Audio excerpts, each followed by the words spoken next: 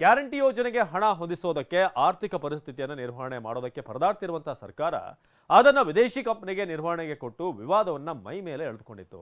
ಇದೀಗ ದಲಿತ ಸಮುದಾಯದ ಅಭಿವೃದ್ಧಿಗೆ ಅಂತ ಮೀಸಲಿಟ್ಟಂತ ಹಣಕ್ಕೂ ಕೂಡ ಸರ್ಕಾರ ಕೈ ಹಾಕಿದೆ. ಗ್ಯಾರಂಟಿ ಯೋಜನೆಗೆ ಸರ್ಕಾರವೇ ಹಿಂಬಾಗಿಲಿನಿಂದ ದಲಿತರ ಅಭಿವೃದ್ಧಿಗೆ ಮೀಸಲಿದ್ದ ಹಣವನ್ನ ಬಳಕೆ ಮಾಡ್ತಾ ಇದೆ. ಇದು ಈಗ ವಿಪಕ್ಷಗಳಿಗೆ ಮತ್ತೊಂದು ಅಸ್ತ್ರವಾಗಿ ಸಿಕ್ಕಿದೆ.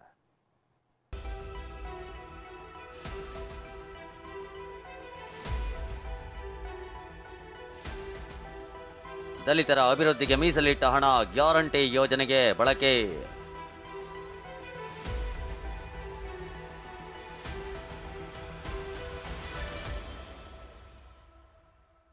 ಮತ್ತೊಮ್ಮೆ ವಿವಾದ ಮೈ ಮೇಲೆ ಎಳೆದುಕೊಂಡ ಕೈ ಸರ್ಕಾರ. ಪರಿಶಿಷ್ಟ ಜಾತಿ ಪರಿಶಿಷ್ಟ ವರ್ಗದವರ ಜನಸಂಖ್ಯೆಗೆ ಅನುಗುಣವಾಗಿ ಗ್ಯಾರಂಟಿ ಯೋಜನೆಗಳ ಮೂಲಕನೂ ಕೂಡ ಈ ಇಲಾಖೆಗೆ ಎಷ್ಟೆಷ್ಟು ಹಣ ಅಂತಕ್ಕಂಥದ್ದನ್ನು ಕೂಡ ನಿಗದಿ ಮಾಡಿದ್ದೀವಿ.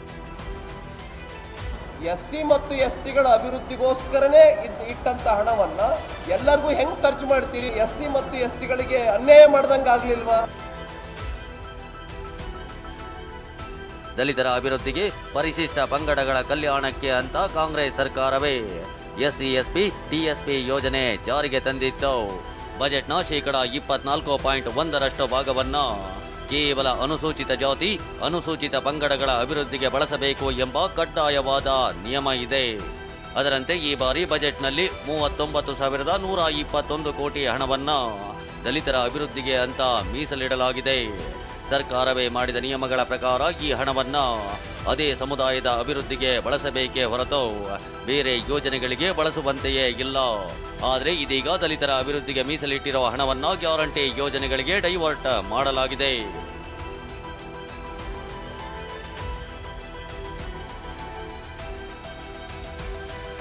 ಹೌದು, ಇಂದು ಸಿಎಂ ಸಿದ್ದರಾಮಯ್ಯ ನೇತೃತ್ವದಲ್ಲಿ ನಡೆದ ಅಭಿವೃದ್ಧಿ ಪರಿಷತ್ ಸಭೆಯಲ್ಲಿ ದಾಖಲೆ ಸಮೇತ ಅಧಿಕಾರಿಗಳೇ ಈ ವಿಚಾರವನ್ನ ಸಿಎಂ ಮುಂದೆ ಇಟ್ಟಿದ್ದಾರೆ. ಹಾಗಾದ್ರೆ ಗ್ಯಾರಂಟಿಯ ಯಾವ ಯೋಜನೆಗೆ ಎಸ್ಸಿ ಎಸ್ಪಿ ಟಿಎಸ್ಪಿಯ ಎಷ್ಟು ಹಣ ಬಳಕೆ ಮಾಡಿದ್ದಾರೆ ಅದನ್ನೇ ತೋರಿಸ್ತೇವೆ ನೋಡಿ. ಅಂದಹಾಗೆ ಮನೆ ಗೃಹಲಕ್ಷ್ಮಿ ಯೋಜನೆಗೆ ಎಸ್ಸಿ ಎಸ್ಪಿ ಟಿಎಸ್ಪಿಯ ಬರೋಬ್ಬರಿ 7,881.91 ಕೋಟಿ ಹಣ ಬಳಕೆ ಮಾಡಲಾಗಿದೆ. ಗೃಹಜ್ಯೋತಿ ಗ್ಯಾರಂಟಿ ಯೋಜನೆಗೆ 2,585.93 ಕೋಟಿ ಹಣ ಬಳಕೆ ಮಾಡಲಾಗಿದೆ. ಅನ್ನಭಾಗ್ಯ ಯೋಜನೆಗೆ ಎಸ್ಸಿ ಎಸ್ಪಿ ಟಿಎಸ್ಪಿಯ 448.15 ಕೋಟಿ ಹಣ ಹಾಗೂ ಡಿಬಿಟಿಗೆ ಎಸ್ಸಿ ಎಸ್ಪಿ ಟಿಎಸ್ಪಿಯ 2,187 ಕೋಟಿ ಹಣ ಸೇರಿಸಿ ಒಟ್ಟು 2,635.15 ಕೋಟಿ ಹಣ ಬಳಕೆ ಮಾಡಲಾಗಿದೆ. ಶಕ್ತಿ ಯೋಜನೆಗೆ 1,451.45 ಕೋಟಿ ಹಣ ಬಳಕೆ ಮಾಡಲಾಗಿದೆ. ಇನ್ನು ಯುವ ನಿಧಿ ಯೋಜನೆಗೆ 175.5 ಕೋಟಿ ಹಣ ಬಳಕೆ ಮಾಡಲಾಗಿದೆ.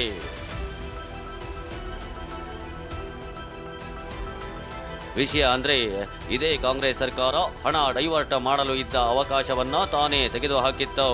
2023ರ ಬೆಳಗಾವಿ ಅಧಿವೇಶನದಲ್ಲಿ ಕಾನೂನು ಸಚಿವ ಎಚ್.ಕೆ. ಪಾಟೀಲ್ ವಿಧೇಯಕವನ್ನ ಮಂಡಿಸಿದ್ರು. ತಿದ್ದುಪಡಿ ತಂದು ಸೆಕ್ಷನ್ 70 ತೆಗೆದುಹಾಕಲಾಗಿತ್ತು. ದಲಿತರ ಅಭಿವೃದ್ಧಿಗೆ ಅಂತ ಹಣ ಮೀಸಲಿಟ್ಟಿದ್ದು ಕೂಡ ಕಾಂಗ್ರೆಸ್ ಸರ್ಕಾರವೇ. ಅದನ್ನ ದುರ್ಬಳಕೆ ಮಾಡಬಾರದು ಅಂತ ತುತ್ತೂರಿ ಊದಿದ್ದು ಕೂಡ ಕಾಂಗ್ರೆಸ್ ಸರ್ಕಾರವೇ. ಆದ್ರೆ ಇದೀಗ ಕಾಂಗ್ರೆಸ್ ಸರ್ಕಾರ ತಾನೇ ಹಾಕಿಕೊಂಡ ಲಕ್ಷ್ಮಣ ರೇಖೆಯನ್ನ ತಾನೇ ದಾಟುವ ಮೂಲಕ ಉಲ್ಲಂಘನೆ ಮಾಡ್ತಿದೆ. ಸರ್ಕಾರ ಹೀಗೆ ಎಸ್ಸಿ ಎಸ್ಪಿ ಟಿಎಸ್ಪಿಯ ಹಣ ಡೈವರ್ಟ್ ಮಾಡಿದ್ದನ್ನ ಸಮರ್ಥನೆ ಮಾಡಿಕೊಳ್ತಿದೆ. ಗ್ಯಾರಂಟಿ ಯೋಜನೆಗಳ ಅಡಿಯಲ್ಲಿ ಬರುವ ದಲಿತ ಫಲಾನುಭವಿಗಳಿಗೆ ಈ ಹಣ ಬಳಸಲಾಗ್ತಿದೆ ಅಂತ ಸಬೂಬು ಹೇಳುತ್ತಿದೆ. ದಾಖಲೆಯಲ್ಲೂ ಅದನ್ನ ಉಲ್ಲೇಖ ಮಾಡಲಾಗಿದ್ದು ಖುದ್ದು ಸಿಎಂ ಸಿದ್ದರಾಮಯ್ಯ ಕೂಡ ಇದನ್ನೇ ಹೇಳಿದ್ದಾರೆ.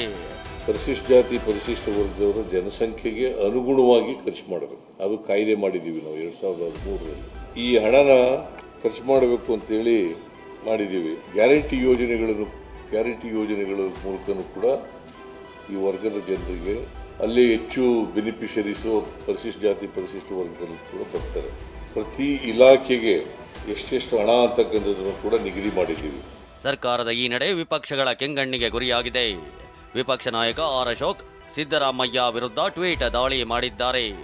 ಮಹರ್ಷಿ ವಾಲ್ಮೀಕಿ ನಿಗಮದಲ್ಲಿ ದಲಿತರಿಗೆ ಸೇರಿದ 187 ಕೋಟಿ ಹಣ ಲಪಟಾಯಿಸಿರುವ ಮಜಾವಾದಿ ಸಿಎಂ ಸಿದ್ದರಾಮಯ್ಯ ಈಗ ಗ್ಯಾರಂಟಿಗಳ ನೆಪದಲ್ಲಿ ದಲಿತರಿಗೆ ಸೇರಿದ ಎಸ್ಸಿ ಎಸ್ಪಿ ಟಿಎಸ್ಪಿ ಹಣವನ್ನ ಗುಳುಂ ಮಾಡಿದ್ದಾರೆ ಅಂತ ಆರೋಪಿಸಿದ್ದಾರೆ.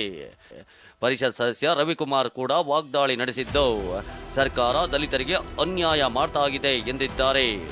ಎಸ್ಸಿ ಮತ್ತು ಎಸ್ಟಿಗಳ ಅಭಿವೃದ್ಧಿಗೋಸ್ಕರನೇ ಇಟ್ಟಂತ ಹಣವನ್ನ ಎಲ್ಲರಿಗೂ ಹೆಂಗ್ ಖರ್ಚು ಮಾಡ್ತೀರಿ? ಯಾವ ನೈತಿಕತೆ ಇಟ್ಕೊಂಡು ಖರ್ಚು ಮಾಡ್ತೀರಿ? ಎಸ್ಟಿಗಳಿಗೆ ಮತ್ತು ಅಭಿವೃದ್ಧಿ ಎಸ್ಸಿ ಮತ್ತು ಎಸ್ಟಿಗಳಿಗೆ ಅನ್ಯಾಯ ಮಾಡ್ದಂಗೆ ಆಗ್ಲಿಲ್ವಾ? ಜುಲೈ 15ರಿಂದ ವಿಧಾನ ಮಂಡಲ ಅಧಿವೇಶನ ಪ್ರಾರಂಭವಾಗಲಿದೆ. ಇದೀಗ ಸರ್ಕಾರ ಎಸ್ಸಿ ಎಸ್ಪಿ ಟಿಎಸ್ಪಿಯ ಹಣ ಡೈವರ್ಟ್ ಮಾಡಿ ವಿರೋಧ ಪಕ್ಷಗಳಿಗೆ ತಾನೇ ಅಸ್ತ್ರವನ್ನ ಕೈಗಿಟ್ಟಿದೆ.